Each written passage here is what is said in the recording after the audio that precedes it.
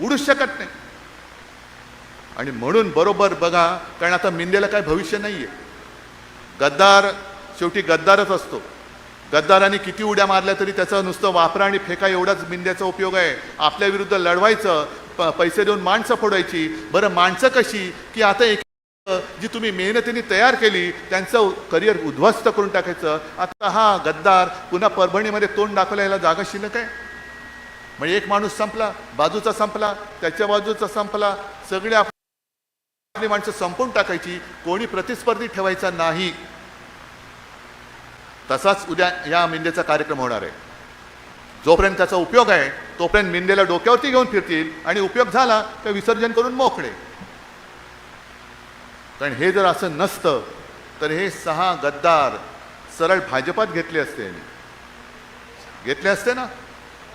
पण भाजपात नाही घेतले. इथे घेतले ते मिंदेकडे घेतले, तृणमूलचे घेतले ते त्यांच्या भलत्याच कुठल्या तरी पक्षात घेतले. का?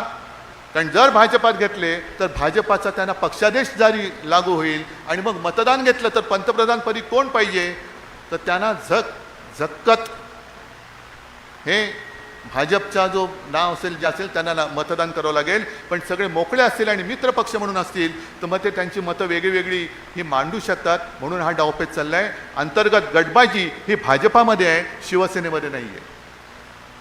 आणि आता तर साफ झाले, आता कुठे दुसरा गट नव्हताच, एकटाच होता, तो गेला. आणि तुम्ही सगळे कट्टर शिवसैनिक हे माझ्यासोबत राहिलेले आहात. जगात जर्मनी असेल आहे, पण देशात परभणी काय आहे, काय असतं हे दाखवण्याची संधी पुन्हा तुम्हाला मिळालेली आहे. जो गद्दार होईल तो आम्ही गाडून टाकतो, जो गद्दार होईल तो आम्ही गाडून टाकतो. हा परभणीचा इतिहास हा परत नव्याने लिहिण्याची संधी तुम्हाला मिळालेली आहे.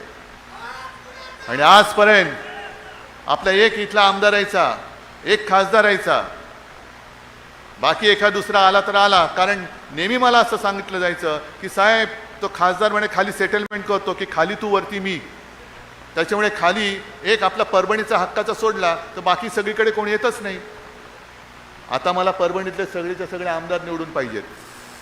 सगळे तुम्ही जिथून आला असाल तिथले परभणी मला पूर्ण भगवा करून पाहिजे. आणि भगवा आपला अस्सल छत्रपती शिवरायाचा भगवा. या भगव्यावरती आपली निशाणी सुद्धा टाकू नका. निशाणीचे झेंडे हे वेगळे लावा, मशालीचे झेंडे वेगळे लावा, पण आपला भगवा जो आहे त्या भगव्यावरती एकही चित्र टाकू नका, एकही चित्र टाकू नका. कारण हा सुद्धा त्यांचा एक डाव आहे की भगव्यामध्ये गोंधळ उडवून द्यायचा. तुझा भगवा ह्याचा भगवा वेगळा नाही. भगवा हा एकच, हिंदुत्वाचा भगवा, शिवरायाचा भगवा, शिवसेनेचा भगवा हा फक्त आणि फक्त भगवा आहे. त्याच्यावरती दुसरं कोणतेही चित्र असता कामा नये, हे ठेवायचंच नाही. मशाल निशाणी जशी धनुष्यबाण होती आज मशाल आहे. आणि भगवा हा भगवा स्वतःच एक मशालीसारखा आहे. जर लांबून पाहिला उन्हामध्ये फडकणारा भगवा तो ती तळपणाऱ्या मशालीसारखा दिसतो. तो मशाल, तो भगवा, तेवढी ओळखच खाली आपली पुरेशी आहे. आणि या मशाली आता फक्त झेंड्यापुरत्या किंवा निशाणीपुरत्या असता कामा नयेत. या गद्दारी विरुद्ध पेटलेल्या मशाली मला तुमच्या हृदयामध्ये धगधगत्या दिसल्या पाहिजेत. आणि या निष्ठेच्या मशालीनी ही गद्दारी जाळून खाक करण्याची ताकद ही तुमच्यामध्ये आहे आणि ती तुम्ही बजावल्याशिवाय राहणार नाही हा विश्वास बाळगतो आणि आपली रजा घेतो. जय हिंद, जय महाराष्ट्र.